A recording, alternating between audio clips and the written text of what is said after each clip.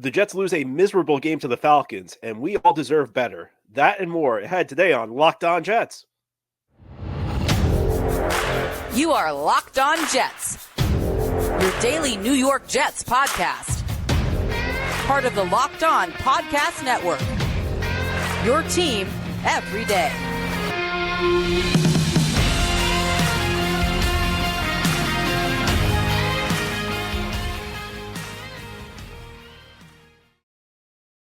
Welcome. This is the Locked On Jets podcast, part of the Locked On Podcast Network, your team every day. It's Monday, December 4th, 2023, and I'm your host, John B. from GanggreenNation.com. Thanking you so much for making the show your first listen or first watch every day. Subscribe to the show for free on YouTube or wherever you get your podcasts so you'll get new episodes as soon as they're posted. If you enjoy the show and are listening on a podcast source, give it a 5-star review. And if you're watching on YouTube and enjoy the show, give this episode a big thumbs up. It helps us out and helps other Jets fans find the podcast. This episode of Locked On Jets is brought to you by Gametime. Download the Gametime app, create an account, and use code LOCKEDONNFL for $20 off your first purchase.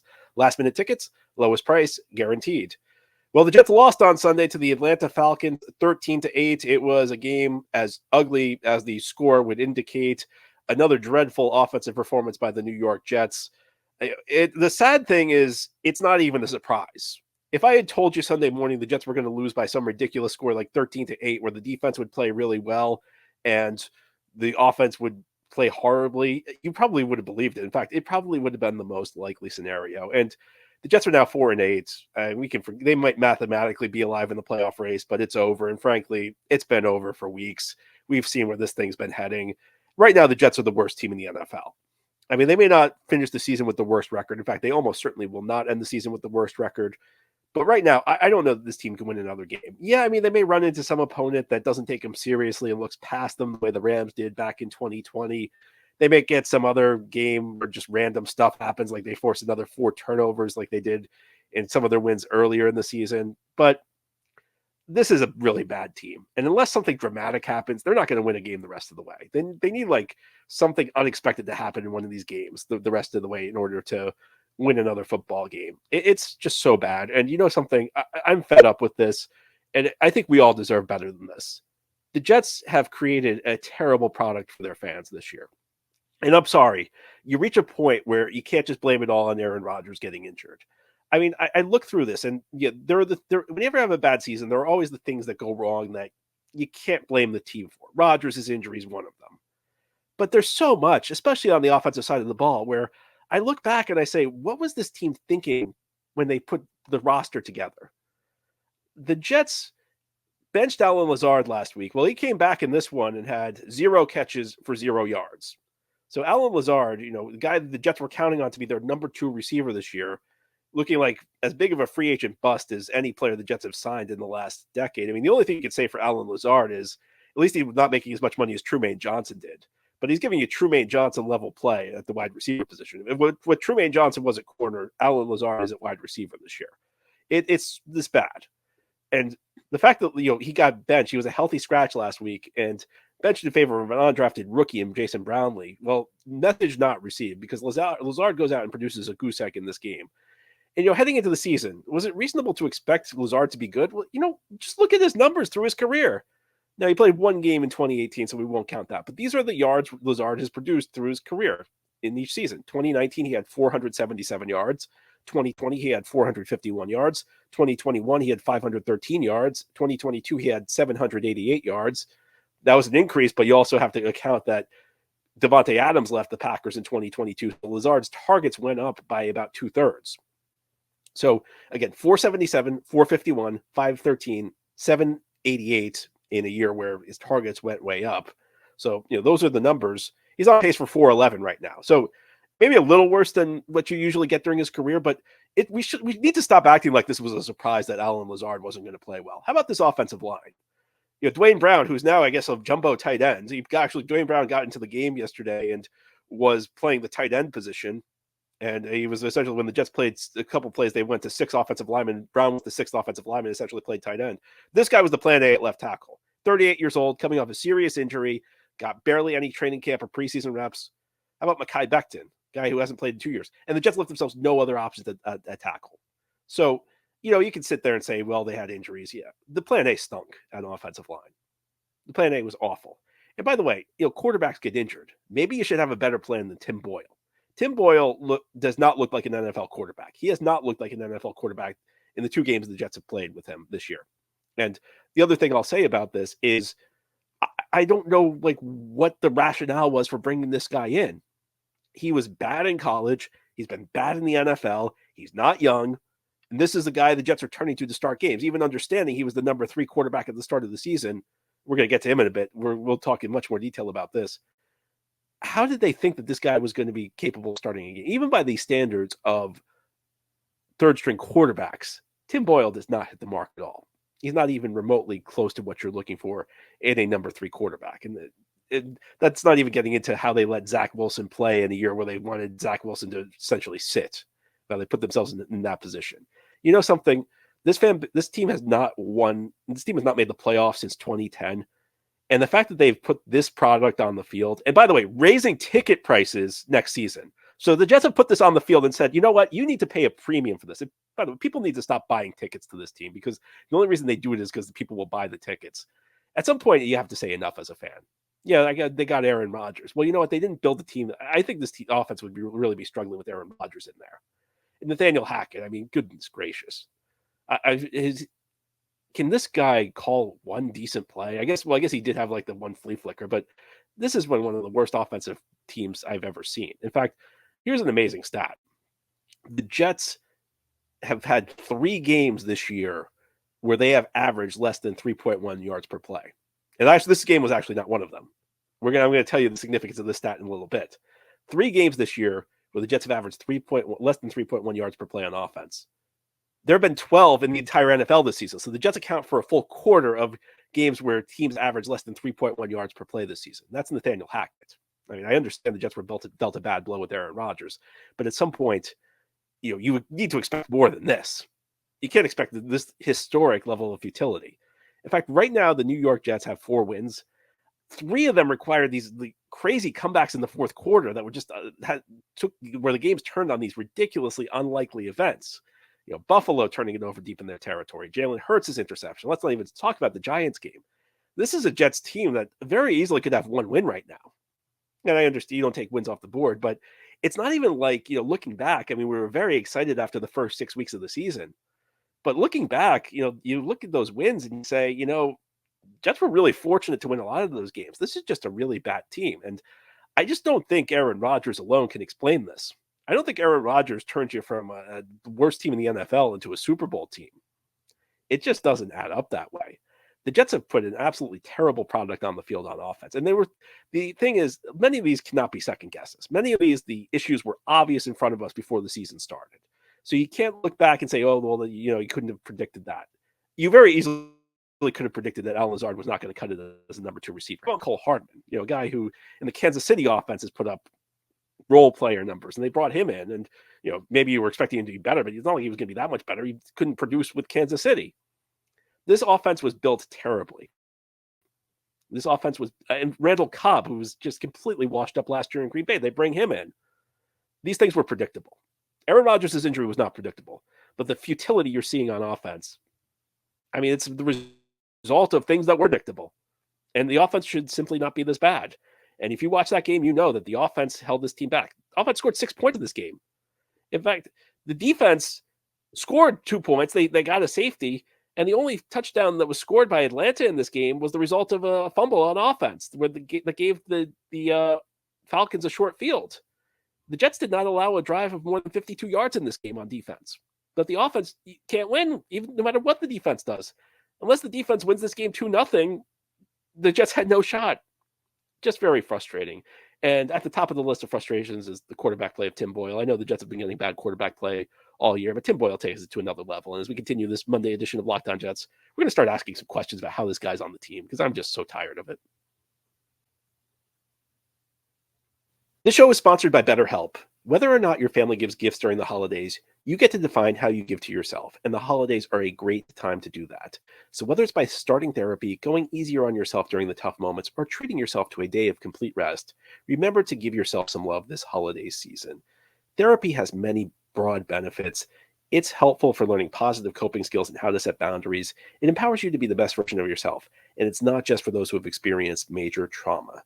And if you're thinking of starting therapy, give BetterHelp a try. It's entirely online, designed to be convenient, flexible, and suited for your schedule. Just fill out a brief questionnaire to get matched with a licensed therapist and switch therapist at any time for no additional charge. In the season of giving, give yourself what you need with BetterHelp. Visit betterhelp.com/lockedon today to get 10% off your first month. That's BetterHelp, HELP.com/lockedon. Thank you so much for making Locked On Jets your first listen or first watch every day. And a big shout out to you everydayers. I know it's not easy to hear about the New York Jets every day. It's certainly not easy just to watch them on Sundays, but really do appreciate your support for this show. The Jets lost to the Atlanta Falcons 13-8 yesterday. Jets fans deserve so much better than what they've seen. And yeah, one area you have to look at is the quarterback position. And yeah, fine. I know the Jets traded for Aaron Rodgers, who's a first ballot Hall of Famer this offseason, but the plan behind Aaron Rodgers has made no sense. And it's a weekly thing we talk about, but these are the options the Jets have at quarterback right now. Number one is Zach Wilson, who the Jets themselves admitted at the very least needed a couple of years to sit down. He would not benefit from playing. And somehow the Jets went into the season with him as the number one backup, one hit away from becoming the starter again. Explain to me how that makes sense. They also have Trevor Siemian, who wasn't even on an NFL roster at the start of the season. He got into the game yesterday and looked as you would expect Trevor Siemian to look. He's not a particularly great quarterback. At this point, he actually might be the best option the Jets have if you're under the mindset that Zach Wilson's not going to benefit from playing, because Tim Boyle's unplayable. And I think you have to question what the Jets saw in this guy, because the college production was not there. He was a subpar quarterback in college. If you look at his numbers from UConn, where he couldn't cut it at UConn, then he goes to Eastern Kentucky, and even then it's pretty mediocre. Somehow he lands a spot in the NFL. He plays with Green Bay. He gets a couple starts with Detroit. I really would like to know what they saw on the film in college or in the NFL that suggested this guy could play quarterback in this league. Because the Jets' offensive issues go well beyond the quarterback position.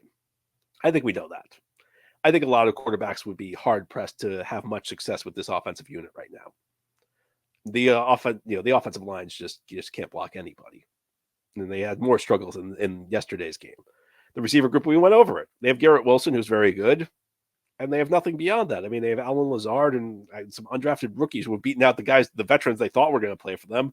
I mean, now you have two undrafted rookies, Jason Brownlee and Xavier Gibson, who essentially are ahead of Randall Cobb on the depth chart. It wasn't Cobb the quote-unquote solid veteran who quote-unquote knew the system, and Mecole Hardman, who's not even here anymore, who had to be traded back to Kansas City.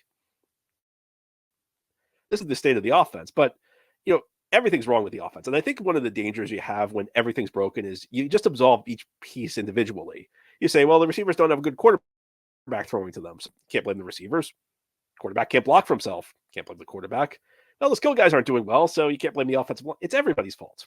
And if each individual piece was better, the offense would be better. The offense can only get to its current state when nobody's working effectively. That's how it is. And the Jets have not scored more than one touchdown offensively in a game in 8 games. I mean, it's unbelievable. I keep running out of adjectives to describe how bad this offense is. But in this game, I mean, I think you have to look at the quarterback position, just how in over his head Tim Boyle was. This guy can't make reads. And I guess maybe sometimes he gets the ball out quickly, but he's not making the correct read. He's not getting it to the right place. That's a key part of playing the quarterback position in this league. I mean, how many times? Probably 2 or 3 times on a critical third down, Garrett Wilson was wide open for a big gain. Boyle didn't throw him the ball. That's your number one receiver. And look, there were plenty of sins Zach Wilson had, but Zach Wilson funneled the ball to Garrett Wilson. And that was a smart thing, because when you don't have many good receivers, you look to your number one guy, because odds are if your other options are Alan Lazard or some undrafted rookies or Randall Cobb, the guy who's going to be open is Garrett Wilson. And Boyle's not even looking to him on key downs. I mean, the decision-making is bad. How about that interception Boyle threw? He threw an absolute duck down the field. I mean, the guy never challenges the deep part of the field, except for instances where he shouldn't. This guy brings nothing to the table. I mean, the offense was never going to work with this guy. And again, this is something that was very predictable. Yes, I get it. He was the number 3 quarterback. In fact, he began the season on the practice squad. So the plan was never to play him.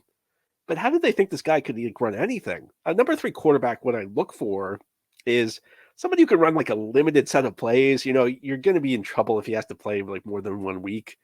But if this guy can execute a few plays that can get the ball moving until the defense figures out what you're doing, like that's what I expect out of a number 3 quarterback. I haven't seen anything. And again, you could go back to college. You could talk about what he's done in the NFL. Why did they think this guy could execute? Why did they bring him in? And why did they give him not just 1 start, but 2 starts? I'm not entirely sure why the Jets thought he was the right guy to replace Zach Wilson, but I'm even less sure how this guy got a second start in this game, because he was dreadful in this game. The numbers probably understate how shaky Boyle was in this game. The Jets couldn't do anything on offense, and when you're getting so little out of the quarterback position, that's tough to overcome. I am just beside myself that this is the option the Jets put on the field. I'm beside myself that this is the guy the Jets viably thought was a depth player at the quarterback position. And look, I don't know if the Jets are going to win games with Trevor Siemian, but I've seen Trevor Siemian play better than Tim Boyle, not in this game. And part of that was probably they threw Siemian in the 4th quarter. I mean, they should have let him take over at halftime. They should have given him a full week of practice. Look, I don't want to make Siemian out to be a great option. I mean, at some level, you're just throwing one of 3 bad options out there. It's not like any of these quarterbacks are going to be good enough to turn the season around. It's not like any of these 3 quarterbacks are going to be good enough to surmount the challenges that the Jets offense puts on them, which are formidable. But I don't see what of the 3 options how Tim Boyle is the one that's the least bad. And I think that's the phrase that has to be used. It's not so much that you have a better or best quarterback. You just have one option that might be less bad than all the others. This is not the least bad option. Tim Boyle, he can't do anything right. He can't read defenses. He can't throw an accurate football. Doesn't throw on time. He doesn't look for his number 1 receiver. I mean, there are lots of reasons the Jets lost this game, almost all of them on offense. A lot of them are the receivers, a lot of them the offensive line.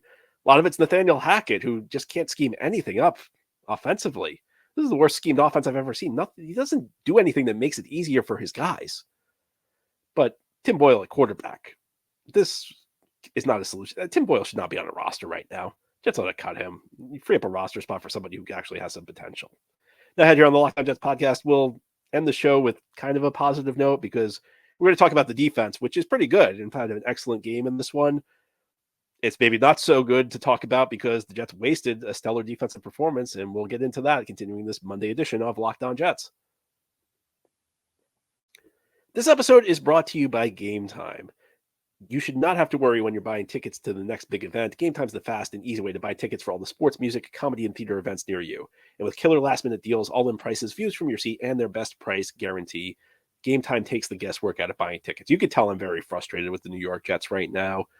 I just can't believe that this is the product they put on the field for their fans. And I feel bad for anybody who went to that game yesterday. But with the holidays coming and with the season winding down, and it's a lost season for the Jets, I have to tell you, it can be fun to go out to MetLife Stadium when the Jets are out of the race. Tickets are usually pretty inexpensive, and you can find great tickets on Gametime. I've used the app myself, and it's super easy to use. They find you the deals you want to find. Take the guesswork out of buying tickets with Gametime. Download the Gametime app, create an account, and use code LOCKEDONNFL for $20 off your first purchase. Terms apply. Again, create an account and redeem code LOCKEDON NFL, LOCKEDONNFL, one word with no space for $20 off. Download Gametime today. Last minute tickets, lowest price, guaranteed. This is the Locked On Jets podcast here on this Monday. We're going to end the show with a kind of positive note, but it has a negative spin to it, and talk about the game the Jets defense played. The Jets defense held the Falcons to 3.03 yards per play. So I gave you a stat a little bit earlier about how the Jets on offense have provided the NFL 3 of the 12 games this season, 3 of the 12 individual performances where an offense has averaged less than 3.1 yards per play. The reason I know that is because I looked it up, because I wanted to see how common it was in the NFL, because that's what the Jets did to the Falcons in this game. Jets defense dominated Atlanta's offense. Again, no drives longer than 52 yards. Atlanta's only touchdown drive came on a short field. Jets defense scored. And what I found is that 12 times this year, and a defense has held an opposing offense to less than 3.1 yards in a game. They have won 11 of those 12 games. The Jets yesterday became the first team in the NFL in 2023 to lose a game where their defense held the opponent to less than 3.1 yards per play. That's the state of the offense, where the defense can play like that, and the Jets can still lose a game. It doesn't matter what this unit does, and that's a shame because this is a really good defense. And I'll take it even further. it's been more than 2 calendar years since a team lost a game holding the opponent to less than 3.1 yards per play. In the last 5 years, teams that hold the opponent to less than 3.1 yards per play, 48-4. That's how hard it is to lose a game where the Jets defense dominated like that. And the Jets defense did dominate. I mean, it started with the safety, gave the Jets a 0-0 lead. And I only halfway jokingly say that at that point, I'm hoping maybe the Jets can win this game 2-0 because the defense is really good. Atlanta doesn't have a particularly dynamic offense, but it was not meant to be, in part because the Jets turned the ball over and gave the Falcons a short field. Jets got on the board Quinnen Williams and Ashton Davis. Two guys. They just destroyed this one play in the end zone and helped the Jets get a safety. And Quinnen Williams may not be putting up the numbers he did a year ago, but he's having an excellent season. He's having another Pro Bowl caliber season. Maybe a half step down from what he did a year ago, but don't be fooled by the numbers. Sometimes numbers don't tell the whole story, especially for interior defensive linemen who deal with a lot of traffic, who aren't always able to get into the backfield, who sometimes do their job by eating up double teams, triple teams, and allowing other guys to make plays. Quinnen Williams having a dominant season. But Ashton Davis over the last couple of weeks, man, he's become a player. I never thought I'd see it. I mean, this is a guy I've been very critical of through the years. And I got to give, as much as I'll criticize the Jets coaching staff on a lot of stuff, their work with Ashton Davis has been great because there's something that's very subtle that's been happening with Ashton Davis, and you probably haven't noticed it because they haven't changed his position designation. But Ashton Davis, even though he's listed as a safety, they essentially use him in a linebacker role at this point. And, the difference between a box safety and a linebacker in the Jets defensive scheme, it's not that big of a distinction. They're essentially doing the same things. Ashton Davis barely plays deep safety anymore, and that's turned his career around. He was awful playing the deep safety. He was too aggressive. He was out of control with the way he ran. Instead of just leaving him in the box or leaving him, close to the line of scrimmage, they'll play him in the slot. And that's where he's at his best because, first of all, he doesn't have as much ground to travel, so he's not going to take bad angles. When you have a big distance to travel, sometimes it's easier to take a bad angle because there's more paths along the way that could be wrong for you. Whereas Ashton Davis is playing close to the line. He hits hard. And, the Jets front office and coaching staff got a lot of grief 2 years ago when on day 3 of the draft, they picked 2 safeties, Jamie Sherwood and Hamza Nasruddin, with the idea of converting them to linebacker. I always thought that was a little overblown, in part because the difference between a box safety and a linebacker in the Jets defense is overstated. They essentially do the same things. But Ashton Davis is essentially doing that right now. I view him as more of a number 3 linebacker for this team, and he's playing really well, and he's become a valuable special teamer. I didn't think I'd see the day, but I really actually kind of want to see Ashton Davis back next year. I want to see this guy get a second contract with this team. But you look, the Jets corners, great as always. In fact, the Fox announcers even kind of suggested that the Falcons did not want to challenge the Jets corners. Arthur Smith, and when he spoke to them in the production meeting, the Fox announcer said this. They said, we're going to try and work the middle of the field with Kyle Pitts. We don't want to test these Jets corners. And you can tell why, because even the times when Pitts went up against DJ Reed, DJ really held his own, even as an undersized guy. And DJ had an interception that was wiped off by kind of a bogus penalty that they called on him. Just a really good performance all the way around by the Jets defense. And unfortunately, this is a defense whose efforts are being wasted by the offense. Because, think about what I just told you. Jets gave you, at least in terms of yards per play, one of the top 12 performances a defense has had in a single game this year. And somehow they still lost. Didn't allow the Falcons to sustain a drive for the entire game. And somehow still lost. I mean, what more can this defense do? I understand they've had some bad weeks.